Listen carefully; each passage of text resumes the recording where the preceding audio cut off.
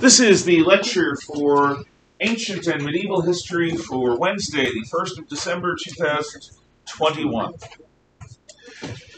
We began with the reminder that the Greeks, when their cities became too large, usually somewhere around 50,000 people, during their formative years anyway, tended to send out colonies. And these colonies were seeds of Greek civilization planted in foreign soil. And if they took root, like they did at Marseille, for example, the local people would be Hellenized to an extent, made more Greek, and a blended Greek and native bloodline would be established with strongly Greek culture.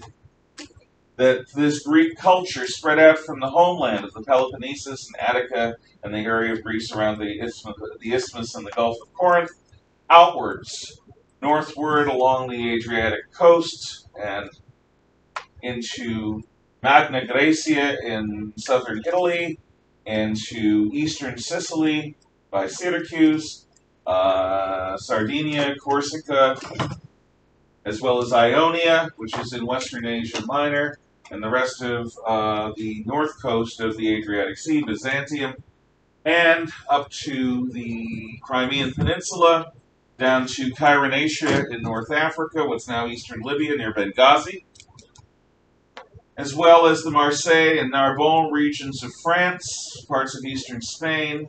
Basically, they settled colonies along the entire Mediterranean Sea basin and Black Sea basin. And much of the time, these colonies actually succeeded. So Greek civilization was spread, and the intimacy of the city-state, the polis, was preserved, at least during the formative years, by the need to, or the choice to send out extra people. Now, Sparta is the great exception to this. I'll go into more detail about Sparta later, but Sparta is in the only large valley in Greece.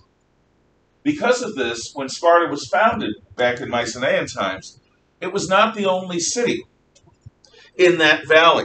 Usually one city-state includes a geographical region pretty easily defended. In Sparta, there were the Spartan Valley, there were several other cities. So what the Spartans did is they conquered all of them. But instead of keeping the other cities, they destroyed them. And they turned the population of those cities into helots, or slaves. And those Spartan slaves remained a constant in Spartan culture and civilization all the way through to Roman times. And so Sparta is an exception to many, many rules that apply to Greek culture and civilization. Sparta is a larger city-state than the others throughout most of its history. Sparta has a huge population of helots or slaves, from 7 to 1 to 20 to 1 at times. They are going to be defined by this slaveholding, and while they sent out colonies, they were not as prolific as other societies in doing so.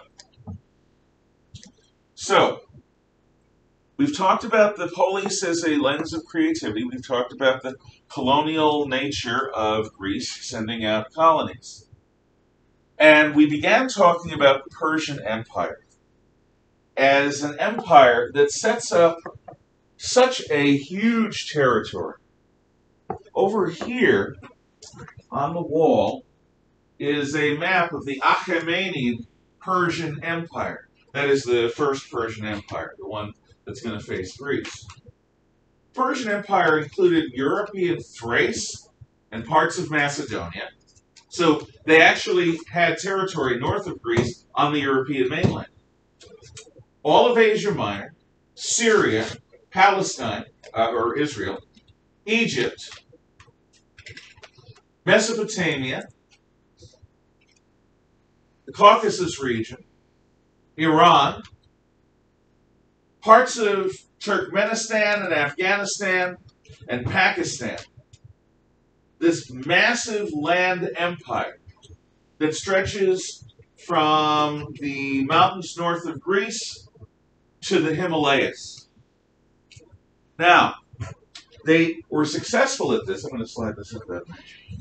Because, thank you, because, among other things, the Persians were smart. They didn't feel a need to micromanage. They didn't feel a need to rub their defeated people's faces in the dirt. They were generous conquerors. They were wise and prudent overlords. They asked for earth and water as symbols of submission.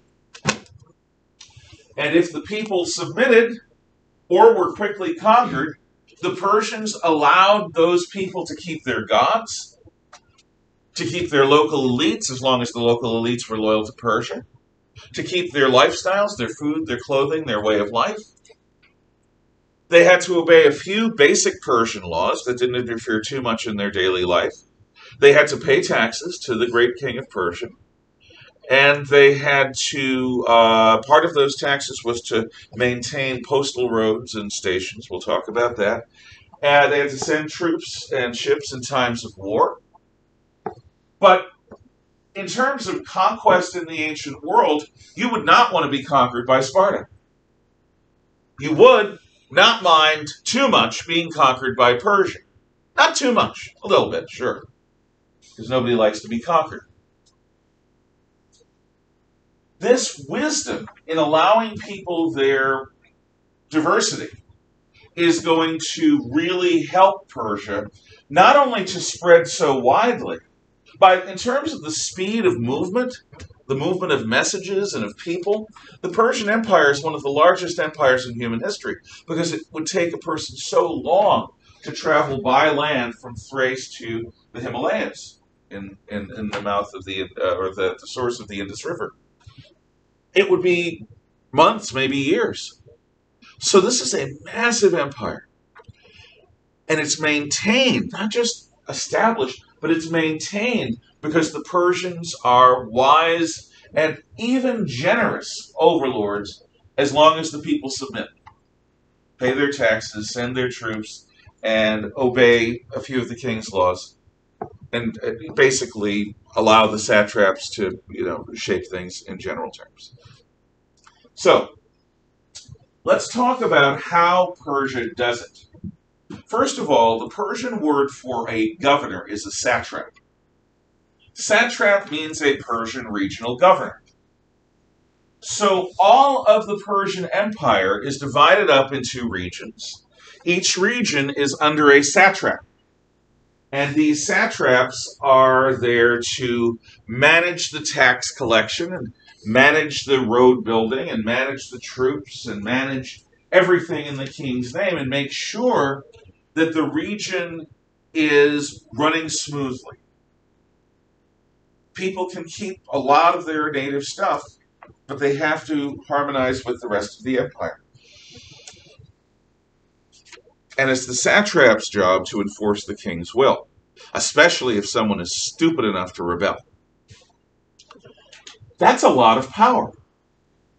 In an empire as large as Persia, the great kings entrusted, and they weren't just kings, the Persian rulers were the great kings. In Ireland, they have a high king. It's a similar sort of thing. Another term for it is king of kings, which is a term that's actually used for Jesus Christ in many ways. There's even a song, a Christmas song coming up, King of Kings and Lord of Lords, which I didn't sing, nor did I even say. I don't even know what I just did. But that came from Persia. King of Kings, or High King, or Great King. And the usual term used for the Persian ruler is the Great King. Not the Emperor, the Great King. Basically the same thing. So they're trusting their satraps with a lot of independent power. What if those satraps want to be disloyal? What if those satraps decide they want to become the Great King themselves? What if those satraps are going to sow rebellion secretly and say to the natives, Great King doesn't know you or care about you. I do. And if you rise with me and we march on Pasargada, which was the original capital of the Persian Empire, or Persepolis, or Ctesiphon, which become the capitals later in their history, if you march with me, you're going to get really well rewarded. So the fear of satraps rebelling is something that the kings had to worry about. So the Persian great king had another resource. This resource was called the eyes and the ears of the king. No, he didn't like clone his eyes and send them out flying through, to peek in windows, or send his ears out and stick them in various places. Although that would be an interesting and funny science fiction comedy. It's kind of gross though with the eyes. The ears I can picture, but not the eyes. What would be worse is if you have an eyeball like in the ear. Look at it. Oh, never mind. It's early. That's a weird image. It is a weird image, and a disturbing one at that. You call them eye ears or e-eyes or whatever. What about the eyes just having ears on the side? They can fly with them.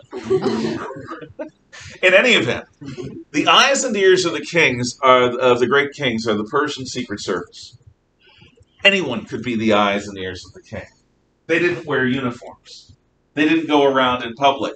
I am an eye of the king. No. The eyes and ears of the king were special intelligence operatives, secret agents, that were placed all over the Persian Empire. And they didn't answer to the satraps. The satraps didn't know who they were. They answered to the great king and his secret service, his spy master. That's it.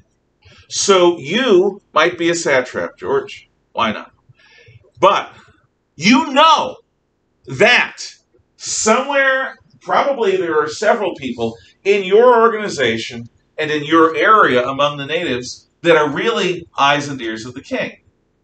So you have to be careful about what you do, because it could be one of your generals, or it could be one of your bureaucrats, your paper pushers, or it could be one of the local merchants, or it could be, you don't want this, it could be one of the madams at one of the local bordellos, because men often will tell prostitutes what they won't tell anyone else. So somewhere in your area are spies, and those spies are not there to spy on the native people. That's your job. Those spies are there to spy on you and your government to make sure that you are loyal. And it's a system that works. Now, you might actually figure out 2 or 3 of the eyes and ears of the king. They might reveal themselves. They might let their cover slip, whatever. But you're never going to get all of them. And even if you did, you could never be sure that you got all of them.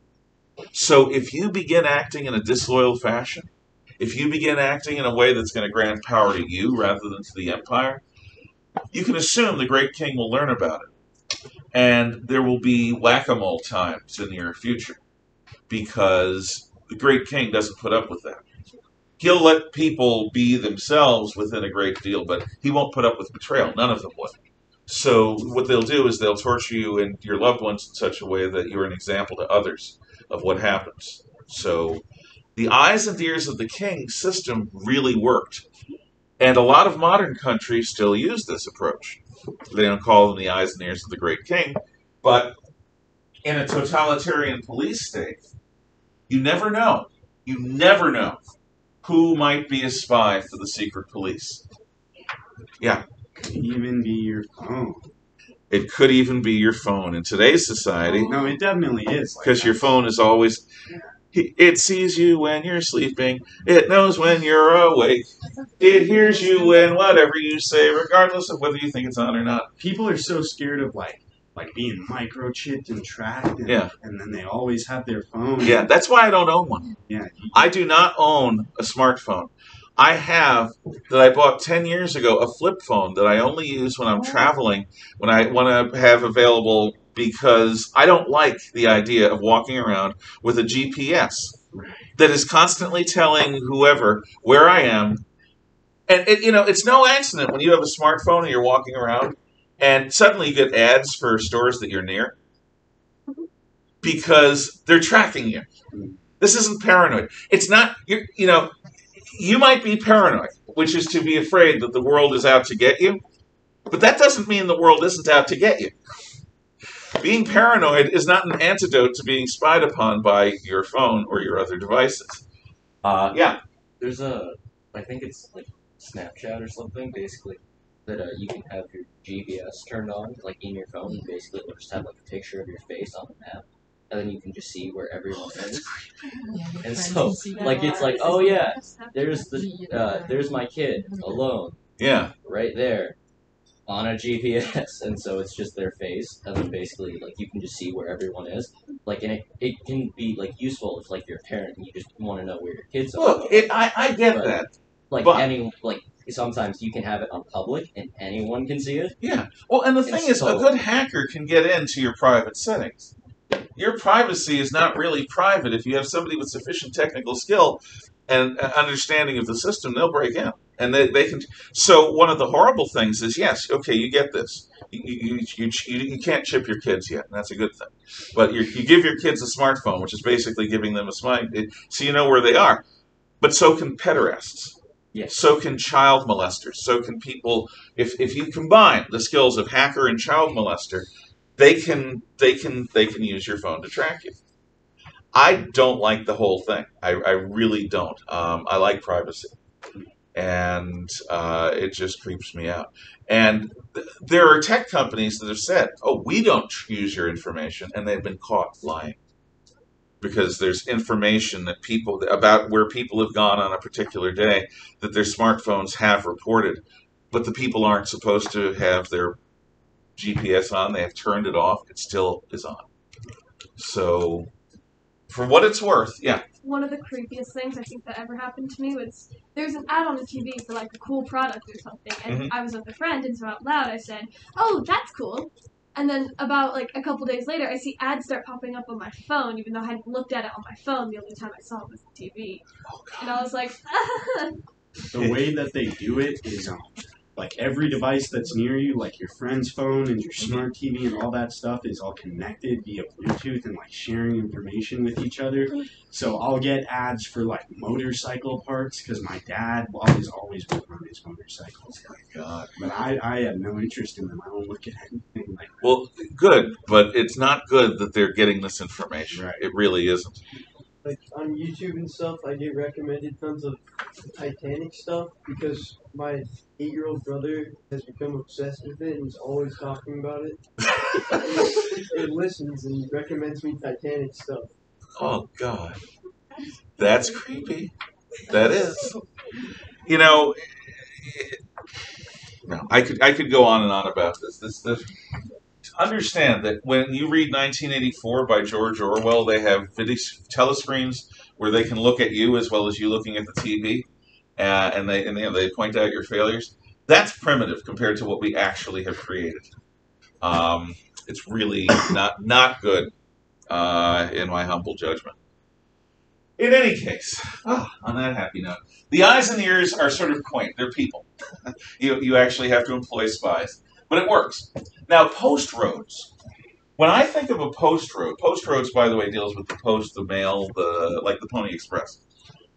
Post roads are not actual roads.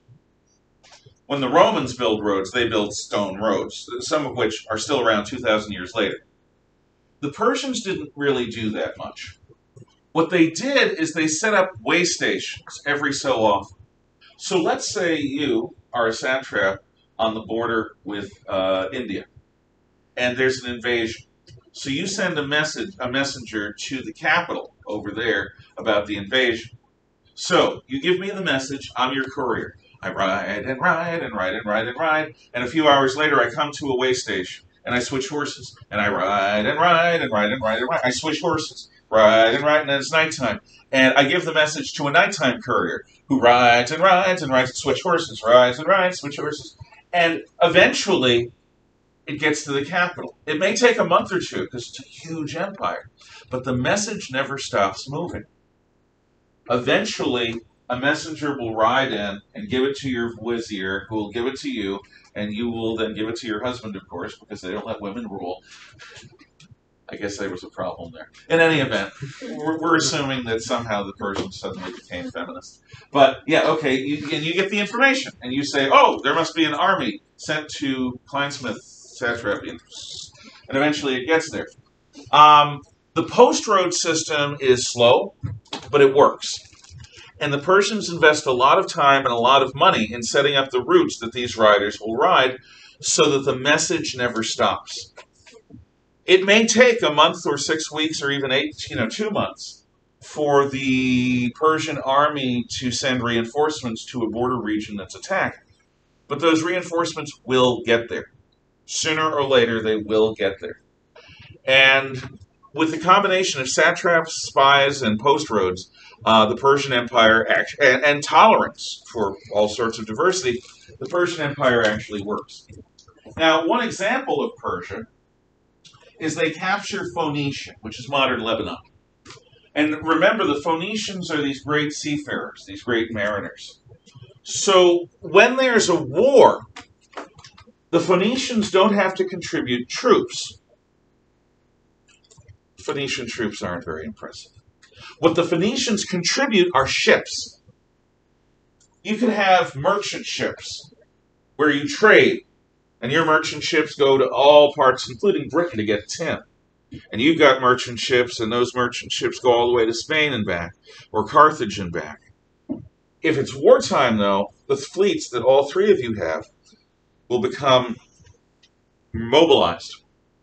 And your ships will be under Persian naval command. Your crews will crew them. Your officers will captain them. But you will be part of the Persian Navy. Your cargo hold will be filled with weapons and ammunition and maybe some troops. And weapons will be placed on the decks of your ships, giant crossbows called ballistae or catapults, which can hurl everything from rocks to fire pots. And suddenly, your ships are going to be involved in naval warfare. But when the war is over, you get what ships survive back. That's part of your duty. So every region has to send whatever kinds of troops they have when war comes. And what this is going to do is it's going to make Persian armies huge. I mean, just vast in number. Okay, remember I told you how the Persians were really, really generous overlords? Well, they ruled over a bunch of Greeks in Ionia. Ionia is the eastern coastal region of the Aegean Sea. A lot of the Ionian colonies were established first by Athens. So there are a lot of transplanted Athenians in Ionia.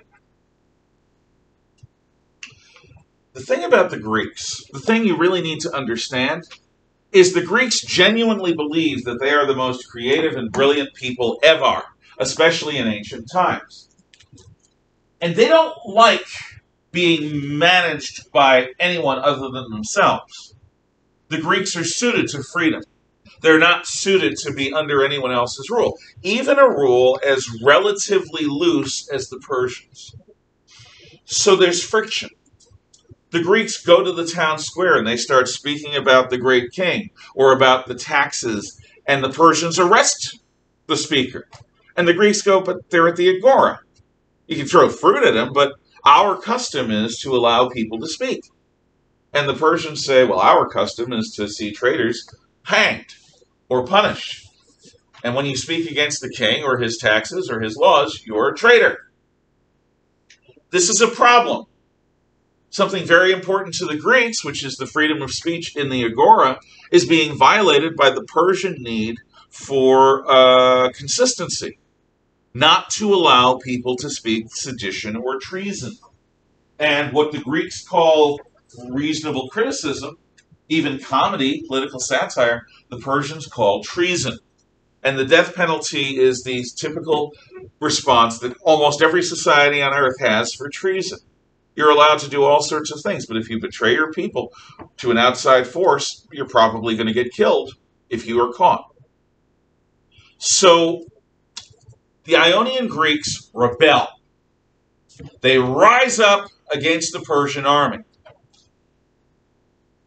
And they are so successful that they actually free huge areas of Ionia from Persia.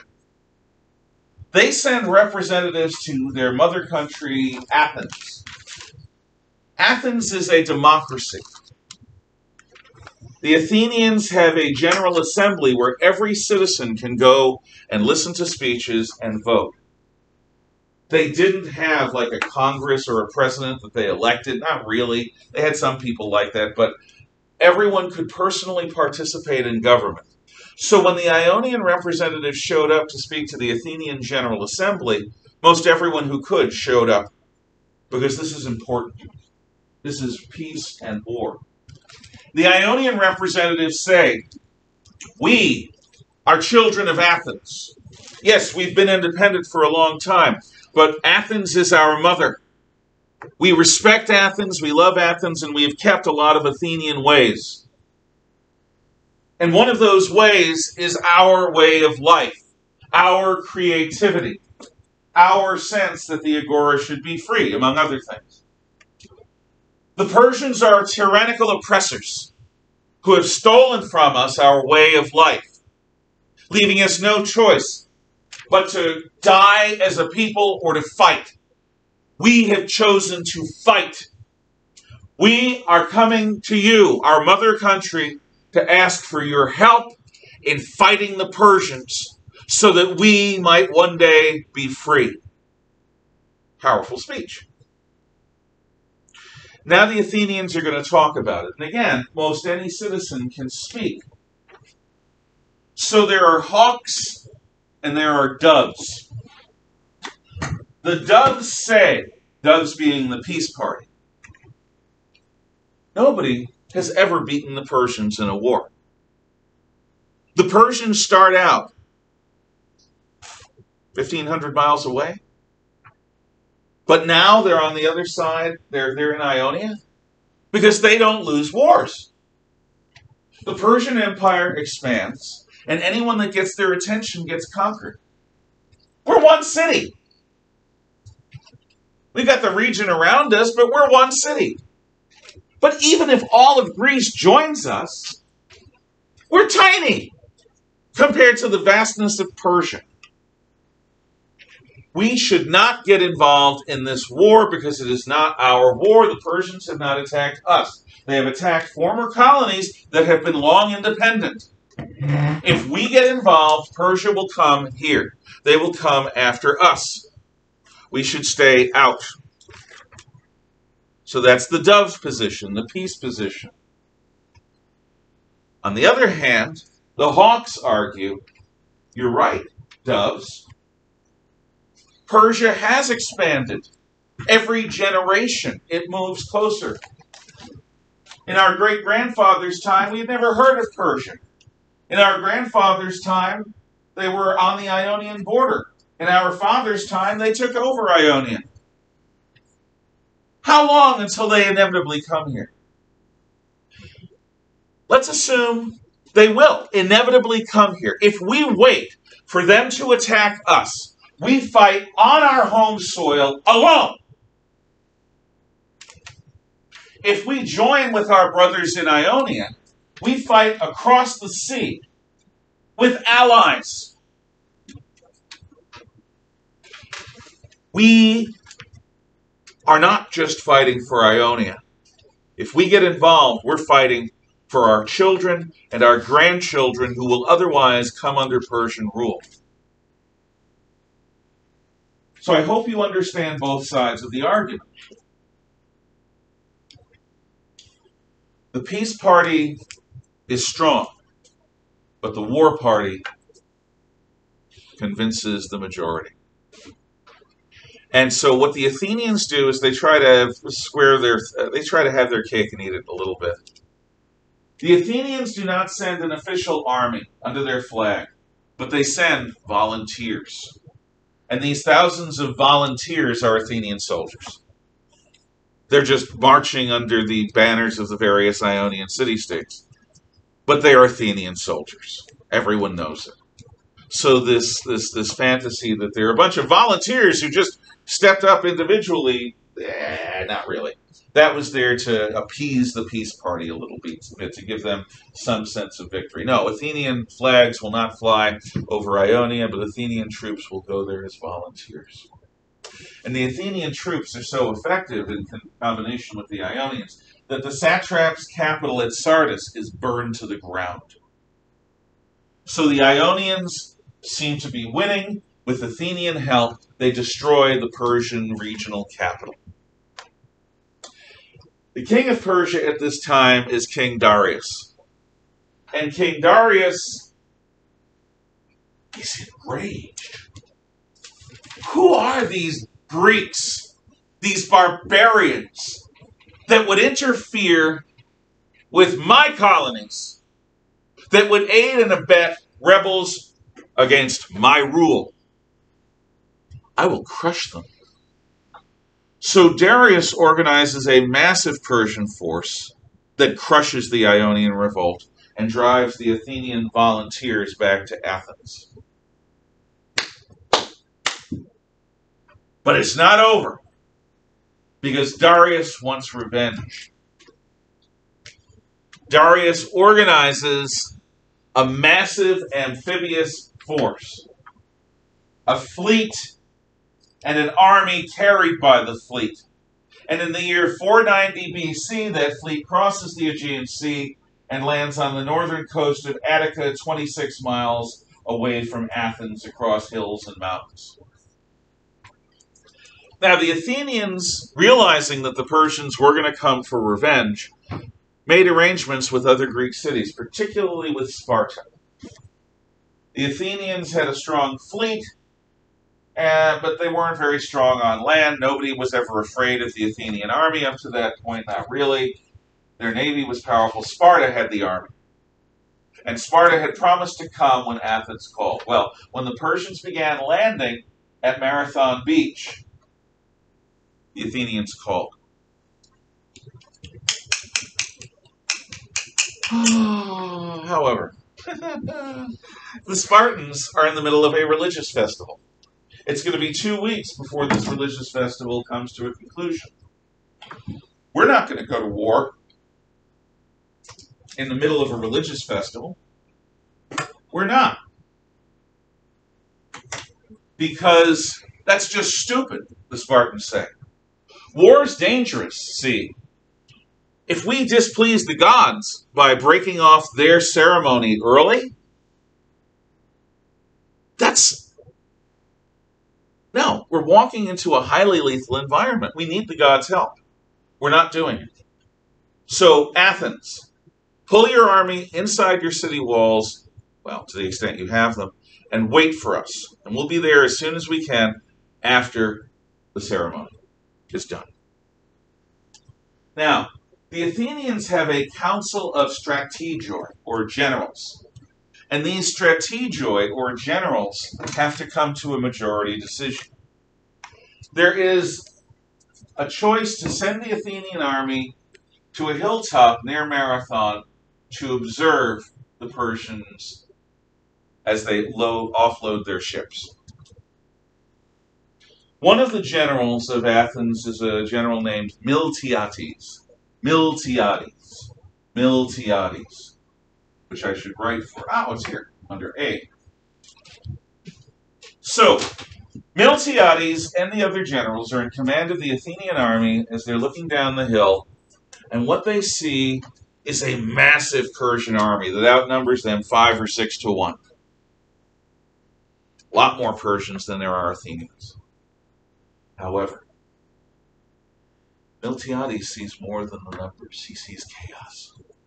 Even today, the most difficult military maneuver is to land forces on a hostile beach. In World War II, the American Marines became experts at amphibious warfare, at coming in from the sea and landing troops on a beach where the enemy was resisting. Even in the 20th century, that's incredibly difficult. The Persians are not in the 20th century. They're in the 6th century or 5th century BC. So that's chaotic, just offloading ships. Because you're in a ship with part of your unit and the other parts of your unit are in different ships, and you land, but you don't land in proper positions. So you've got to find the rest of your troops. And if you're horsemen, you've got to find your horses. And if you're artillerists, you've got to find your siege engines. You need to find your food. You need to get together. You need to find your commander. It is chaos on these beaches. But it's worse because of the Persians' gentle rule. You see, the Persian army is commanded by Persians who speak Persian. But it includes Lydians, Medes, Babylonians, Sumerians, Assyrians, Akkadians, Egyptians, Jews, Phoenicians, Hittites, and even a few Greeks. And they all speak their own language, and they all have their own types of troops. There is not a standard type of Persian troop. The Persians have their forces, but everyone else just sends the kind of forces that naturally come from that region. For example, the Jews are particularly good at slinging stones. So the Jews walk into battle with no armor, sort of like David and Goliath, like David. Maybe they have a leather shirt or a leather vest. And what they've got is a bag full of rocks and a sling. And instead of shooting a bow or wielding a spear, the Jews, they use slings. Every nation under the Persian Empire has its own type of troops and its own language. So what exists on this beach is not just the chaos of a normal amphibious invasion, but a cacophony, a babble. What? And you say to me, to which I say, I don't speak. Nobody understands one another. The Persians are desperately trying to get order, but it's not happening. The consensus among the generals is to wait for Sparta to follow their military advice to go home to Athens and defend it until the Spartans arrive. Miltiades shows them what he's seeing. He shows them the chaos on that beach. He shows them the opportunity that that chaos provides them. If we let the Persians have a few days or a few weeks to organize, when they come, they will be practically unstoppable. Now they're disorganized. Now they're confused. Now chaos reigns. Now is our opportunity. We should attack without Sparta, which is just nuts from a conventional military point of view. If you have a chance to wait for your really strong military allies, you wait for your strong military allies. But no. Miltiades is saying now is the opportunity. And he convinces the other strategoi, the other generals, to go along with it. So they say, okay, we'll build a fort on top of this hill, and we'll challenge them to come up here and fight us. And then we'll have the high ground, which actually, unless you're a Jedi Knight, does matter in battle. Having the high ground usually is an advantage. It was not for Obi-Wan on Mustafar. That's stupid. I have the high ground. Yeah, that makes it easier for me to cut your ankles out from under you. That isn't what happened. No, instead, stupid Anakin and ends up, lava man for it. Not a very good look for him. But Miltiades says, wait, you want to wait up here. What part of what I said is not clear to you? If we wait for the Persians to come after us in their own time, they're going to be organized and they'll be unstoppable. No. We need to give up the high ground, charge down the hill at them, and hit them on the beach. You mean give up the high ground? Yes, I mean give up the high ground. But that goes against all military logic. We possess the high ground. Yeah, but we need to attack them while they're in chaos. We cannot allow them to organize. And he persuades the other generals of Athens to give up military logic and attack downhill against a numerically superior force, 5-to-1 odds or more. And they do it. They follow Miltiades. So they say, okay, let's gather our strongest force in the middle, and we'll have our weak forces in the wings. This is the way battles are fought. And Miltiades says, no, we're not doing that. Everyone fights that way. They have their army lined up in 3 groups. The center group is strong, that's where the general is, and the weak groups are at the wings, and they're going to flank, and that's what everyone does. That's what the Persians will do. But only a certain proportion of the Persian army will come together. What we need to do is look at the center of the Persian army like the head of a snake. What we want to do is come down the hill, but instead of having our strength in the middle, we have our strength in the wings. In fact, let's assume that table's the Persian army. We go charging down the hill, and the Persians organize around their general, a force probably equal to us in size. And then they march on us, assuming that our strength is in the center.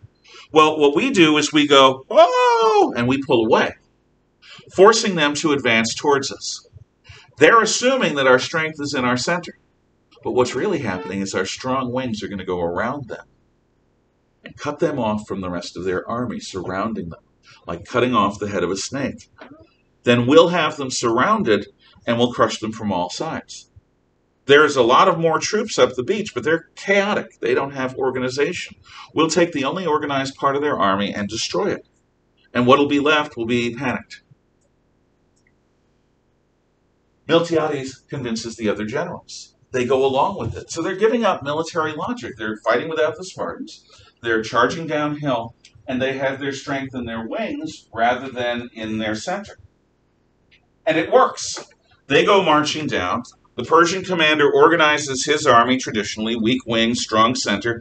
When the center comes up, the Persians advance. The center retreats, the Persians advance. The wings crush the Persian wings, the Greek wings, cut off the Persian army's head from the rest of its body, and destroy it.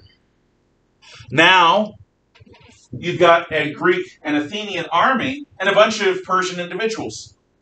The Athenian army charges up the beach. Many Persians flee into a swamp and drown, or are killed by the Greeks. Many Persians try to get back to their ships and go out to sea, but a bunch of them don't, and the Athenians burn their ships.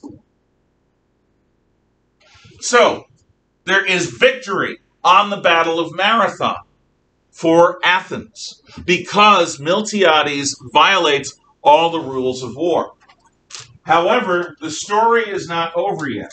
Tomorrow, we will talk about the struggle after the Battle of Marathon, which is actually just as important as the battle itself. Thank you for your attention. Any questions, comments, or thoughts? Okay, you can talk quietly among yourselves until dismissal. Thank you.